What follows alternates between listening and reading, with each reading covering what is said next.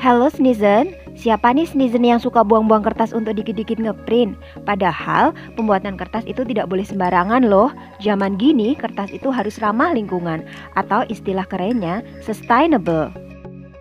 Nah, bagaimana cara kita tahu bahwa kertas yang kita gunakan aman untuk lingkungan? Salah satunya adalah mengidentifikasinya dengan logo Ecolabel. Ecolabel adalah pernyataan tentang aspek lingkungan pada suatu produk yang memberikan keterangan kepada konsumen bahwa produk tersebut dalam daur hidupnya menimbulkan dampak lingkungan negatif yang relatif lebih kecil. Kriteria Ecolabel ini memuat persyaratan yang menyangkut parameter terkait aspek lingkungan yang ditetapkan berdasarkan pertimbangan pada dampak lingkungan penting sepanjang daur hidupnya.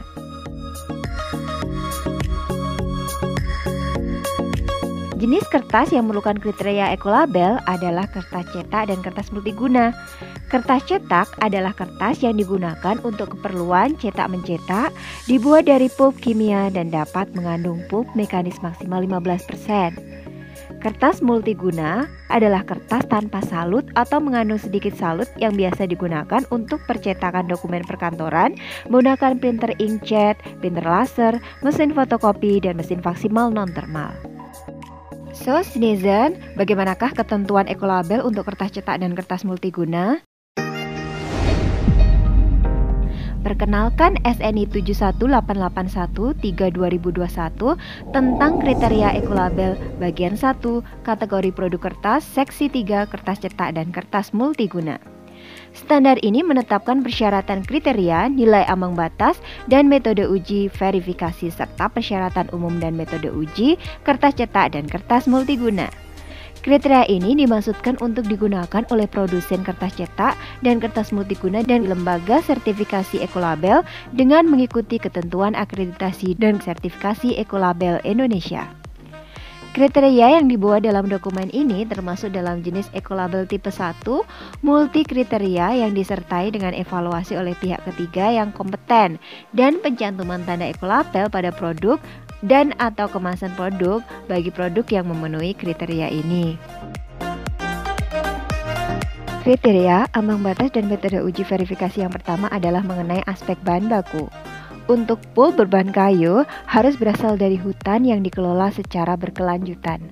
Untuk campuran serat daur ulang dan pulp virgin dengan proses kimia dan mekanis, verifikasi pernyataan tertulis produsen tentang jenis bahan baku pulp virgin yang digunakan dan verifikasi pernyataan tertulis produsen tentang jenis bahan baku serat daur ulang impor sesuai dengan ketentuan impor limbah non bahan berbahaya dan beracun yang berlaku. Kriteria ambang batas dan metode uji verifikasi yang kedua adalah mengenai aspek bahan kimia yang meliputi 1. Komponen aktif dalam biosida tidak bersifat bioakumulatif, dihitung berdasarkan log KOW kurang dari sama dengan 3. Yang kedua, sifat biodegradasi surfaktan memenuhi nilai ambang batas sesuai dengan metode uji yang digunakan. Yang ketiga, penggunaan defoamer harus ultimate biodegradable. Yang keempat, bahan pengelantang yang digunakan pada proses de-inking tidak mengandung klorin.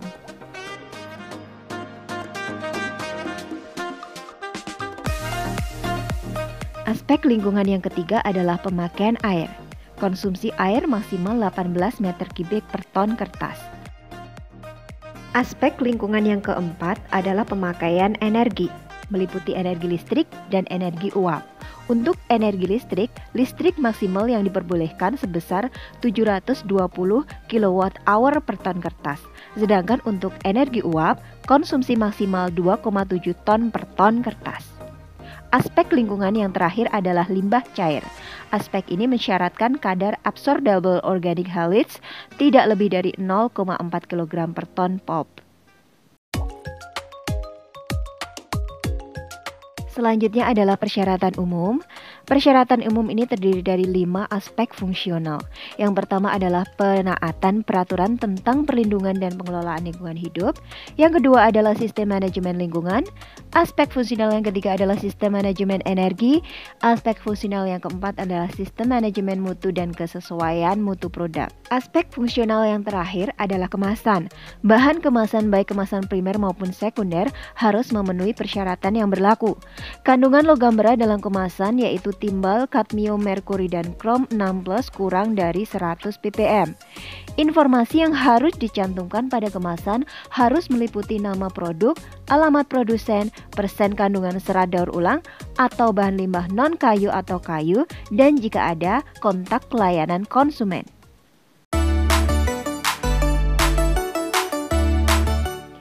Demikian Snezen penjelasan mengenai persyaratan kriteria ekolabel untuk kertas cetak dan kertas multiguna.